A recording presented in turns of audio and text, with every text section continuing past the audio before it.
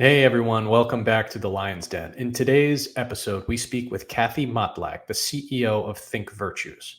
We have a really thought provoking conversation about the work that she does, which is to help people, leaders specifically, to break down that barrier of the ego, which we all have, and to then access a more connected, powerful, and authentic side of ourselves. And you can imagine that doing that yields big results, both in terms of personal happiness but also in terms of decision making and business success. Kathy, welcome to the Lion's Den.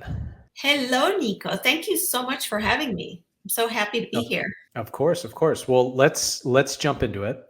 You run a company called ThinkVirtues, and through this company, you help business leaders unlock their leadership potential. Is that correct at a high level? On a high level, yeah. All humans, really, but mostly leaders, yeah. Okay. And, I was reading a little bit about Think Virtues and the work that you do. And it seems like your sort of thesis is that at the core of every successful leader is some sort of profound power. Mhm. What does that mean? Yeah, there is actually within all humans incredible power that's untapped. It's a power of our connection to divinity, consciousness, that we can draw upon to uh, to really create the world we want. Okay. So we call that power authentic power, our true authentic self, our true authentic power. And it's the source of our inspiration, it's the source of our creation, and it has really no limit except for the limitations that is placed upon it. So the core of our work is really working on our consciousness, and the way we describe consciousness is that it is that life power behind all that is. Okay. So And when did you start going down this path? Or I guess another way of saying it is, when did you discover that power within yourself and then realize that, oh, I want to build a business around this idea? yeah, I read the book Power versus Force by Dr. Hawkins back in year 2000, and I was incredibly intrigued by the whole notion of what consciousness is. And I went and visited uh, a few of his lectures. I sat on his lectures, read all of his books, and started studying and researching what consciousness is and all the proof behind this whole notion, this whole idea that there's this power within every human being that goes unnoticed, untapped.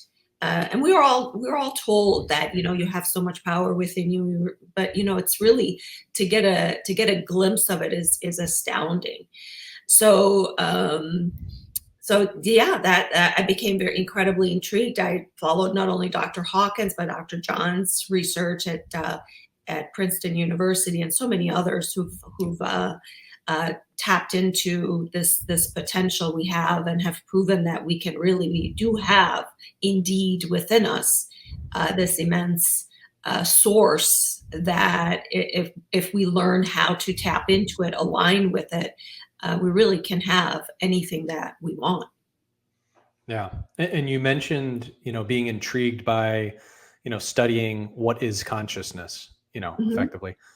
W- So where have you landed with that? Like, what do you mean by that? And what is consciousness? Maybe I'll just ask that question. Yeah, it's consciousness is really the expression, is divinity expressed. And so it is that life power behind all that is. So it's the source of creation. It's the source of all that there has ever been, will ever be, and all that is. And we're a part of that. We're connected to that. And what separates us is our ego. As our ego keeps us away from having access to it by separating us from everyone and everything.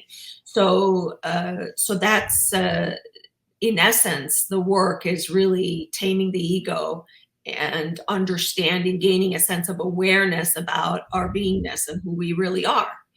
We're not just these individual beings that, have access to a certain number of accolades that we've been told and conditioned to believe we indeed have access to whatever it is that we want. And it's really our duty to, especially as leaders, we want to tap into that potential, because once we tap into our own potential, then we can also inspire others to do the same. And it took me a while to kind of, understand the whole notion of consciousness and how powerful it is. And it was a treacherous journey to really tap into my own power. I fell down a lot. I made a lot of mistakes. And so, creating that path that others can easily walk is really what I wanted to do, because you could spend your whole life and only, they measure consciousness from 0 to 1,000 in this realm of existence. And each point is exponential. It's not linear. So if you were left alone and didn't pursue increasing or ascending on the map of consciousness intentionally, you would only go up 5 points. So the potential, that, which is significant, but if you really do it intentionally, you could go up 100, 200. Really, the sky's the limit. Okay, so let me kind of summarize a little bit and just make sure I'm understanding this, because you're speaking a language that I guess I'm not fluent in, I would say. So I want to just try to translate it, if I can, into terms that I can clearly understand. So consciousness, you said, is like the life force that is everything, is in everything, drives everything. I get that. Mm-hmm. You said the ego separates us from being able to tap into consciousness in like an unlimited way. Mm-hmm. And then after that, you describe the ability to climb up the consciousness ladder, let's say. Mm-hmm. So I guess, are you saying like the more that we're able to tame our ego, the higher up we can climb in levels of consciousness, meaning levels of being tapped into the grand life force all around us? Exactly. Ego energy is ego energy and our negative emotions. So the different states of consciousness, 0 being death, then shame, guilt, apathy, then it goes up to desire, then other, anger, pride. Then we want to get to courage, which is at 200, is the calibrated vibrational frequency. So our goal is to really get people to that level of 200, which is really, that's when the etheric brain starts to work, which is the brain that's connected to divine energy. It's the part of us that is in a state of flow. No doubt you've heard of that. Yes. Yeah. Being in state of flow. So there's ways of manipulating the flow state, which is temporary. So you get into flow state to be in a project, complete a project. And there is such a thing to become the flow state. So that is accessible to us once we're over courage, 200. So these are the negative emotions that we talked about, from shame all the way to pride energy, are also prohibitors in getting us, which is mainly the ego thinking. Okay. Yes. And I know you've studied consciousness a lot. And so can you explain to me what the ego is? Because I think a lot of people just hear ego and they think it's a synonym for vanity, but you mean it in the psychological way, which is what? Psychological, and also it is an energy force. Ego is an energy force, and I really refer to it as not my ego, it's the ego energy. It's an energy field that's basically survival based. So we need it in this realm of existence because it helps us survive. But in order for us to thrive, we need to really tame it and ascend it. You want to transcend the ego and really treat it as a loyal pet to be there to look out for us when we need it. But for the most part, our world is pretty safe. Yeah. So it's and that's when we can tap into that potential that creates the life that we want, a fulfilled life, because ego has a tendency to pull us back, to keep us comfortable. It has infinite ways of self-deception, keeps us victimized, victimizes us, which is, that alone steals our potential. And most leaders are operating at about 10 to 20% of their potential. That's, Okay. Wow. and that those are That's the low. that's low. And those are the leaders that we work with, which is really the top 1%. Uh, so when they even gain an additional 10%, 20%, they double, triple their performance, their ability to be at their peak state, Yeah. and to really create the great things that they all want to do. Yeah. Okay. And so I was looking into, again, back to Think Virtues. It seems like you break down sort of leadership into these like three foundational pieces. One is authenticity, one Hmm. is emotional command, and then the Hmm. last one is like the balance between humility and confidence. And I know that you Hmm. have a program called The Power of Authenticity, and that's kind of where this whole thing starts, I guess you could say. Um, can you talk to me a little bit about how you approach authenticity and helping people to become more authentic?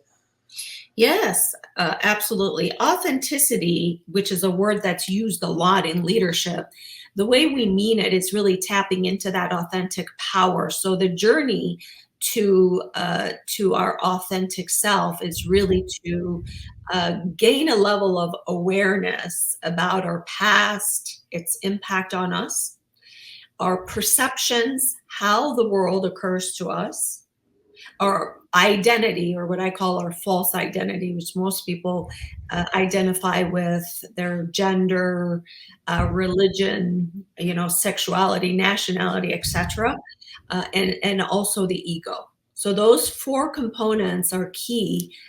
Gaining and understanding, learning, taking the time to really see where is it that I'm stuck, what is it that is holding me back, and unfolding, getting rid of the layers that don't belong, because we are our authentic self deep underneath. However, most people identify with their authentic self by exterior forces, and our work is about, let's peel off all of the exterior forces that you've been told and conditioned to believe you are, and let that spectacular, phenomenal, authentic self that is your true soul signature, that is unique only to you.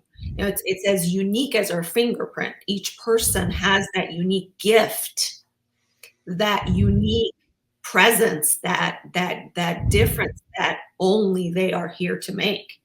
So we're interested in that. So that's what we do in the work, is really get to the core of each individual, each leader, and bring that out, because that's what separates them from everyone else.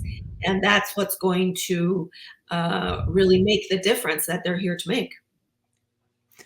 And so that soul signature, that core power, core energy, core purpose, I guess however you want to call it. What are some examples of that? Like, I guess I'm wondering how specific it is. Is it like to unite, to create, or is it like to create a children's book about XYZ? Like, is it high level? Does it get granular? What is that? It's pretty granular. It's very specific. It's a message. It's a message that we're here to deliver. So for me, my soul signature is to do the work that I'm doing, is to awaken humanity to this power, awaken the leaders to this power that lays dormant. One of my coaches taught me something profound, and he said that he asked me this one question: do you know where is the most where does the most potential lay on earth? And then I said, I don't know. I didn't know it was a geographic thing. And he said, it's in the graveyards. It's in the graveyards. Interesting. Hmm. Most of us, most humans die with their potential still left in them. And so I think it's sad, because I think we live in a time where we can use potential. We can use other people's gifts. We can use uh, some light. We can use a lot of inspiration, different thoughts, different ways of shining. Yeah. Interesting. What is you mentioned the different levels of consciousness on that scale, on that spectrum. What is the top? Enlightenment. Okay. Enlightenment, yeah, 700. Okay. Um, I guess I'm thinking like if I'm a business leader and I start Mhm, to climb that scale, mhm. do I ever reach a point where I realize that my business isn't for me and business in general isn't for me, and I'm like so enlightened in a way that everything changes and my entire life course changes? Well, I've never experienced that with any Okay. of the people I've worked with. So what I have seen is people coming to their own. They've coming to their own in a way that changes their presence in everything that they do. So what people do when they're in leadership training is they learn techniques, they learn tactics, they learn ways of communication. But Hmm. if your inner being, if you're not connected to your authentic power, if you're not above that 200 pivotal, that's a critical point, courage and integrity. If you haven't reached that point, then everything is facade. So you can be taught exactly what to say, it just doesn't land because it's not authentic. And we've all seen leaders that kind of, just almost get there, but miss the mark every time. Yeah. So when people go through the work, they truly every video they make, every meeting they lead, every social gathering, everything about them changes because their presence has changed. So people feel that before we utter a word, our presence speaks volume, and you can't fake it. You cannot fake that. So, and you cannot, put you posted notes, what I call is techniques and tactics work, but very limiting. This immense power gifts the leader with the ability to really exude that confidence that comes from within. And that's really what humble confidence is that true power. Because being humble is actually being very powerful, because you're not moved by, vanity. You're not moved by, a sense of, oh, I'm so great. You're moved by making a difference. You're moved by collaboration. You're moved by adding value. So it's a whole different way of leading. It's the leaders who are most revered, Hmm. loved and respected. So it just really commands. It's a sense of true power versus force, which is when you're at below 200. You're forcing things to happen. You're, everything is a struggle. And then once you hit that 200 mark is when serendipities happen. It's when all the right people come into your life experience. It's when you have all the things that you want. It's not that you're not working, it's just that you're a lot more productive. You're not running to as many stumbling blocks that stunt your growth. And as an Yeah. organization, it's critical. It's what gives organizations that edge, that competitive edge that they're looking for, is really to really go in and tap into who they truly are, as well as having their workforce go through the same journey. So we've made it so that it's a 2-day intensive, so it's easily done. So people can go Hmm. through the experience themselves, leaders at the top, and then we can facilitate the same for their workforce. Yeah. Wow. Yeah. No, I'm reflecting on a lot of the stuff as you're saying it, because I could see how, you know, shifting into that above that 200 level, like you're talking about, it really does change the way even that you make like strategic company decisions. I guess you could say it's like instead of reacting in a way where I'm going to be quick to argue with a customer because I'm competitive or reacting in fear, or something like that. Like those emotions do drive what you then do next. How Yep. should we fix this problem? If you want to fix it out of fear, that's going to be very different than fixing it out of like humility and compassion. Those are going to be two completely different fixes. It's But two completely different trajectories. One yeah, is going to let you go on a way up, and one is keeps you either here or down, or take one step forward, 10 step backwards. Because right. you're right, you hit the nail right on the head, Nicole. I love what you said about shift. It's all about a shift. You can't you can't you can't miss that. That's a big point. So thank you for that. Yeah. Okay. So the other thing I wanted to chat about within like your leadership training, we had just talked a lot about authenticity just now. Mhm. I think we hinted at a little bit emotional command, Mhm. but we didn't really go into that. So, uh, how do you approach this with your clients? Yeah, emotions are, we are social emotional beings. And so emotions are an important part of our human expression. What's important is to understand what emotions are, and the other part is also own our own power, that we're not a victim to, but we're actually responsible for what is risen within us in terms of emotion. So emotions occur to us due to our thoughts and our perceptions, how we perceive the world. So our thoughts give rise to our emotions. So draw a different narrative, and different sets of emotions come to be. You put 100 people in one room, you have a dramatic happening in the center, and you'll have 100 different iterations of what actually happened and 100 different points of emotion. So by knowing that and actually understanding the structure of emotions, we're then empowered to be able to manage them.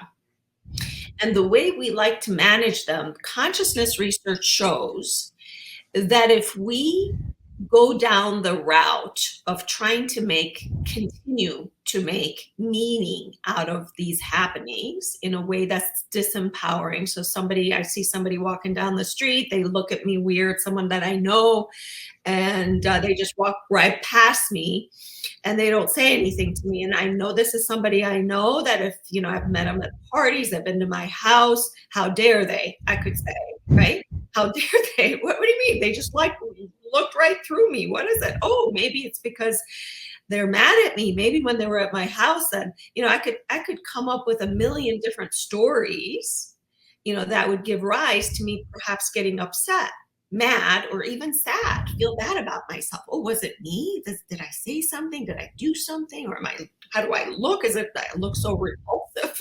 Somebody doesn't. Or I could go down the path of empathy. Wow, I wonder what's going on. I wonder if she's okay. I wonder, how about if I give her a call this afternoon when I have time, to see if everything's okay with her? Because at the end of the day, we don't know, right? Mm-hmm. So we don't want to, so knowing that dynamic, if we're dealing with people, when it comes to ascension on the map of consciousness, and what's holding us back is these negative emotions. So if you're stuck in shame and guilt, shame, I am bad; guilt, I did something bad, which we all have conditioned in us from childhood. Mm-hmm. Good girl when we did something good, bad girl when we did something bad. Just we kind of have this, guilt and feeling of being a bad person for something when God knows what, right? So to ascend the emotions, we focus on the raw emotion itself, the discomfort of the emotion needs to be felt and passed through us like the energy that it is. So that's what we focus on. It's not pleasant, it's not pretty, but but we like comfort in our world, and negative emotions call us to be uncomfortable. And as long as we're kind of loved through the process, with someone, which we do, which we facilitate. That's what we do with individuals with traumas that they've had, that they've been afflicted with for years, sometimes decades, sadly.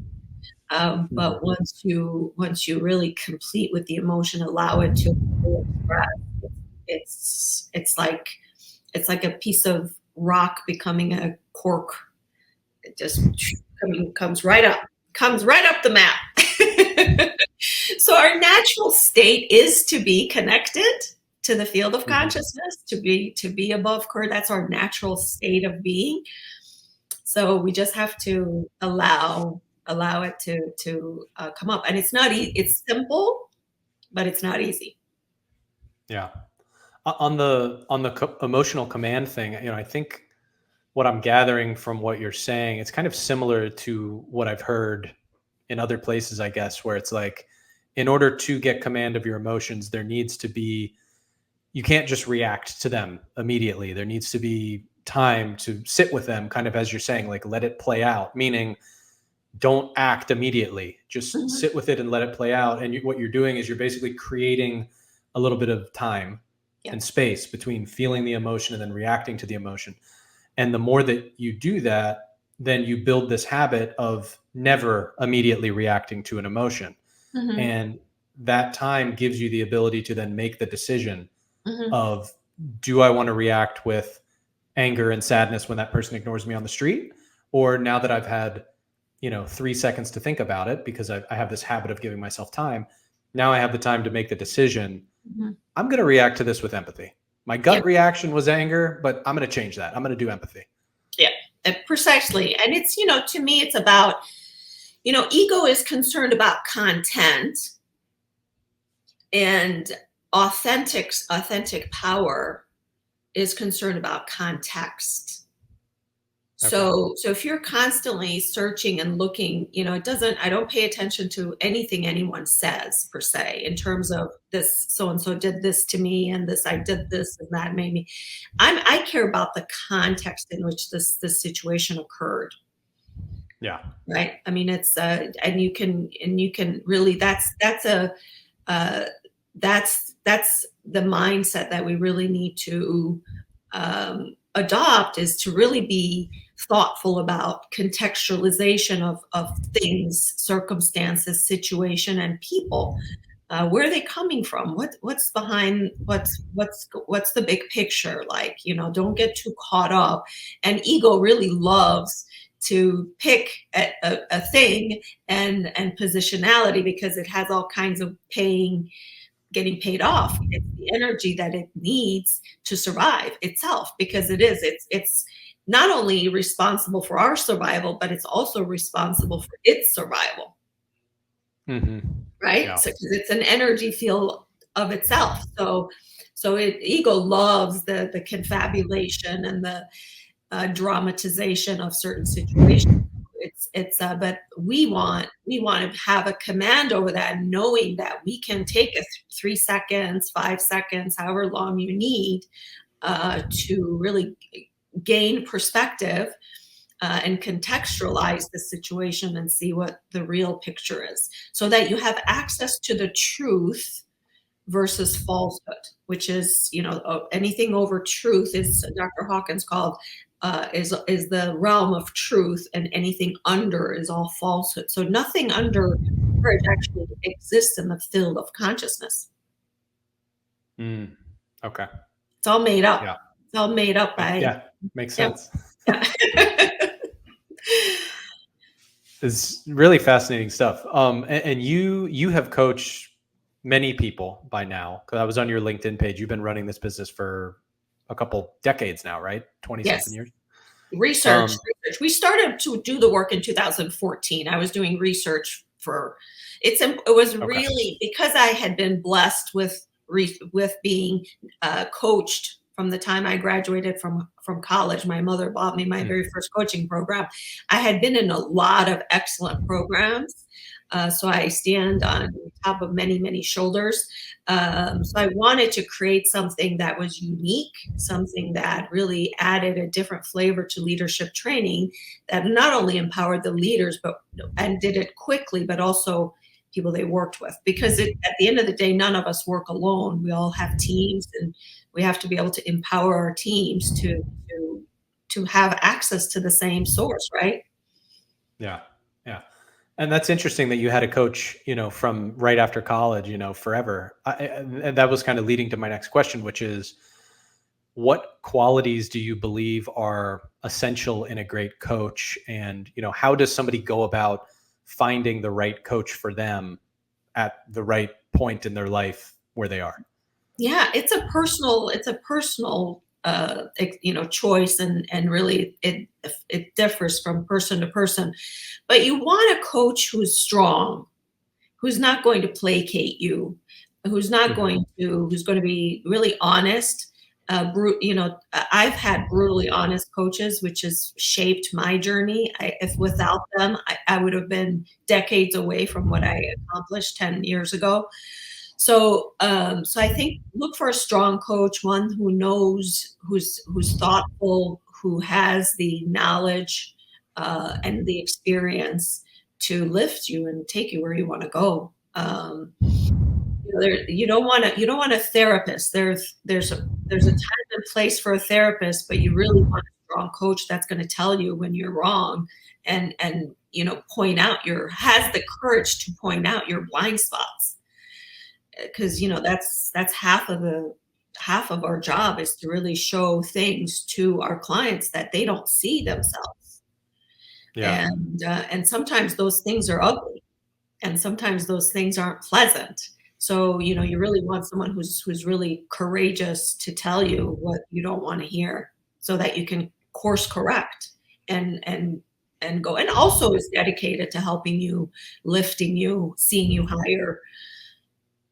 you know Yeah. those are Yeah. all important qualities of a coach. Okay.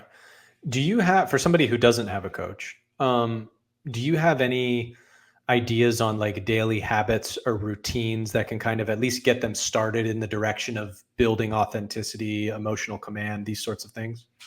Yeah, I mean, we one of the things I highly encourage is contemplative meditation, which is different than typical meditation, because typical meditation asks us to observe the thoughts in between thoughts, which is very difficult because the mind moves at 1/10,000th of a second. So it's constantly moving. And most of the people who come in my world they don't like to meditate. They just, you know what, Kathy, if you're going to have me meditate, I'm not going to have any part of this. And we found that with contemplative meditation, we've been doing this for a long time, is hooking their mind on a virtue. For example, compassion, love, um, courage, having the courage, joy, enthusiasm, peace, Hmm. blissfulness. So, and everyone's narrative around those virtues I just named is different. So, enthusiasm means something different to different people. So, we help narrate, uh, write a meditation, a thought pattern for our clients that resonates with them. And our mind, actually, because of our brain, because of its plasticity and the way it kind of is responsible for our mind movements based on where are we spending our time. If we're spending our time in anxiety and stress and trauma, our amygdala, actually the size gets bigger, so it's more pronounced, more ready to show up. So, but if you're also, conversely, if you're contemplating being kind to yourself and everyone around you for 30 minutes, 3, 4 times a day, for example, and just most people that go, oh my God, I can't do that. Believe me, I have people who have been diagnosed with ADHD, ADD. They come in and we start them. We don't start you at 30 minutes, of course. We start you at 2, 3, 5 minutes. And within a very short period of time, surprising to almost everyone, you're able to sit in meditation. Not only are you able to do that, but you also love it, because it's such a great state of being. Mm-hmm. Really helpful to people who have high intensity, types of professions, athletes, people who lead corporations and busy teams, people who really need, once they're in that blissful flow state, they create incredible results in a very short period of time. Because most human beings get interrupted constantly. We interrupt ourselves, even if someone else doesn't interrupt us. So we're constantly, our ability to focus naturally is very small. But the higher up you go on the map of consciousness, your ability to focus increases as well. So there's so many benefits, and also state of well-being. You feel better. You feel healthier. You don't have the brain fog and other things that most people are complain about. Did that answer your question? Yeah, definitely. And I think I remember, because we talked a couple of weeks ago, did you mention some sort of free resource, expert sessions, something like that? Yes, we have a free expert session Okay. every month. The next one Okay. is in June. I actually have a free gift for your audience that I Okay. will send you the where they can sign up. And once they sign up, if they choose to get invited to these expert sessions, they're more than welcome to. And leaders who want to book a free breakthrough session with me, we're doing that for the time being, for free as well. It's a 1 hour that they spend with me, kind of assessing where they're at and where they need to go, establishing the gap, and giving them a few ideas on what they can do to improve their situation and accomplish what they want. So yeah, lots of free resources, because this is really important. Yeah. It really is a game changer for most people, because for anyone who embraces it, has experienced life-changing results, not only in their profession, but in their personal lives as well. Yeah. And you can really, the more we talk about this, the more I'm just thinking about, like, you can tell when you interact with people, you can tell who is a little bit higher up on the consciousness ladder. You can tell, they, like you said, they look healthier.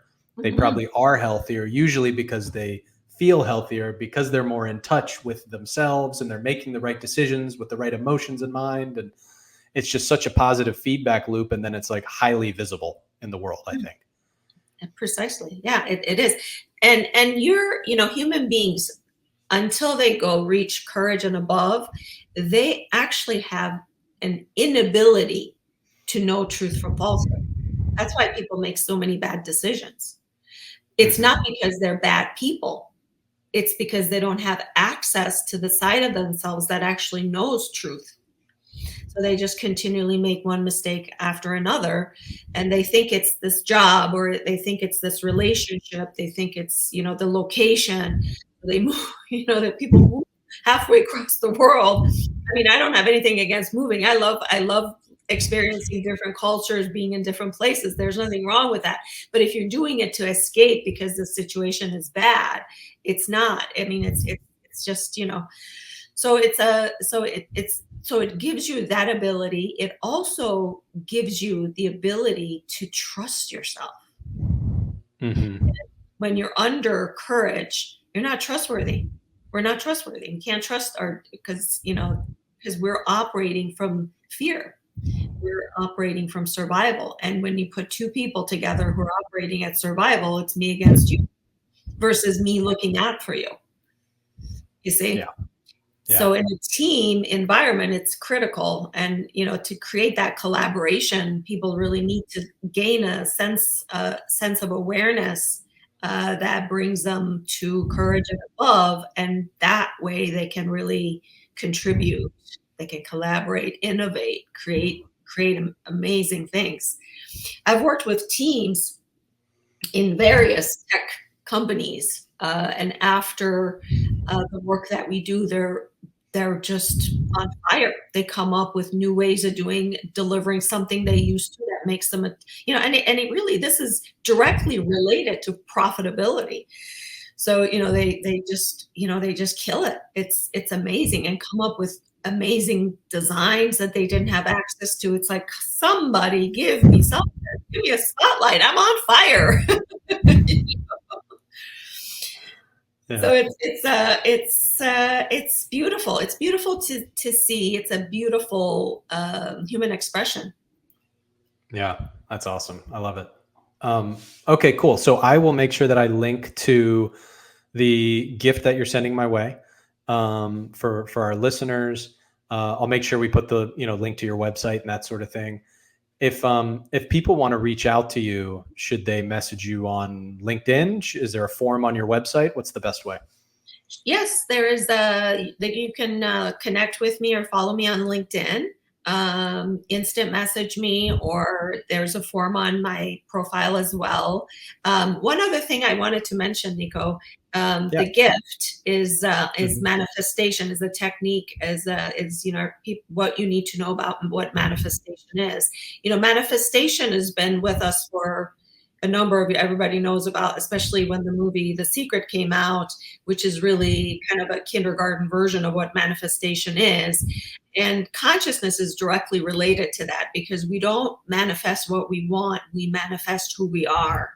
So this gift is about that. And I wanted to mention that because so many people, that really, a lot of people are curious about this topic, because a lot of great thought leaders, including Dr. Doty, who just came out with his book on this topic as well, called Mind Magic, that scientifically proves this whole notion of manifestation. And so it's really important for us to take the time and understand how it really works and tap into that part of our creative self.